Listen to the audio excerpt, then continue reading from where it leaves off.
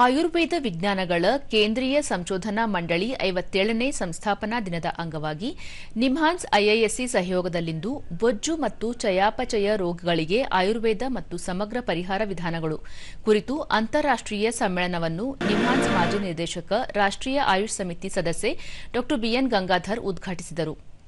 ಈ ವೇಳೆ ಭಾರತೀಯ ವಿಜ್ಞಾನ ಸಂಸ್ಥೆಯ ನ್ಯಾನೋ ಸೈನ್ಸ್ ವಿಭಾಗದ ಮುಖ್ಯಸ್ಥ ನವಕಾಂತ್ ಭಟ್, ಆಯುರ್ವೇದ ವಿಜ್ಞಾನಗಳ ಕೇಂದ್ರೀಯ ಸಂಶೋಧನಾ ಮಂಡಳಿಯ ದೀಪಕ್ ಕೊಚ್ಚಾರ್, ಐಐಎಸ್ಸಿ ಮತ್ತು ನಿಮ್ಹಾನ್ಸ್ನ ಡಾ ಎನ್ ಶ್ರೀಕಾಂತ್, ಡಾ ಸುಲೋಚನಾ ಭಟ್, ಡಾ ಕೌಸ್ತುಭ್ ಉಪಾಧ್ಯಾಯ ಮತ್ತಿತರ ಪ್ರಾಧ್ಯಾಪಕರು ಉಪಸ್ಥಿತರಿದ್ದರು. ಇದೇ ವೇಳೆ ಆಯುರ್ವೇದ ಮತ್ತು ವಿವಿಧ ವೈದ್ಯ ವಿಜ್ಞಾನಗಳ ಸಂಶೋಧನಾ ಕೃತಿಗಳನ್ನು ಲೋಕಾರ್ಪಣೆ ಮಾಡಲಾಯಿತು.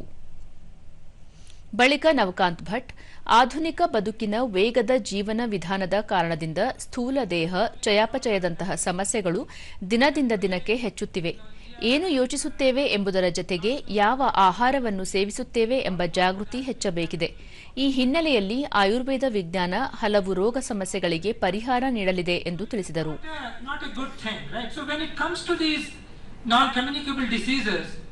Again, Ayurvedic principles and integrative medicine has a very important role to play. Deepak ಕೋಚರ್, ಆಧುನಿಕ ವೈದ್ಯ ವಿಜ್ಞಾನದ ಜತೆಗೆ ಭಾರತದಲ್ಲಿ ಹಲವು ರೀತಿಯ ಪಾರಂಪರಿಕ ರೋಗ ಶಮನ ವಿಧಾನಗಳಿವೆ. ಅಂತಹವುಗಳಲ್ಲಿ ಆಯುರ್ವೇದ ಪ್ರಮುಖವಾದದ್ದು. ಇತ್ತೀಚಿನ ದಿನಗಳಲ್ಲಿ ಆಯುರ್ವೇದದ ಪ್ರಮಾಣ ಗಣನೀಯವಾಗಿ ಹೆಚ್ಚುತ್ತಿದ್ದು, ಅಡ್ಡ ಪರಿಣಾಮಗಳಿಲ್ಲದ ಪರಿಪೂರ್ಣ ವೈದ್ಯ ವಿಜ್ಞಾನ ಇದಾಗಿದೆ ಎಂದು ಅಭಿಪ್ರಾಯಪಟ್ಟರು. And institutional calendar and review meetings in the form of Avalokana and Manthana. It also holds timely review meetings to track the progress of its achievements.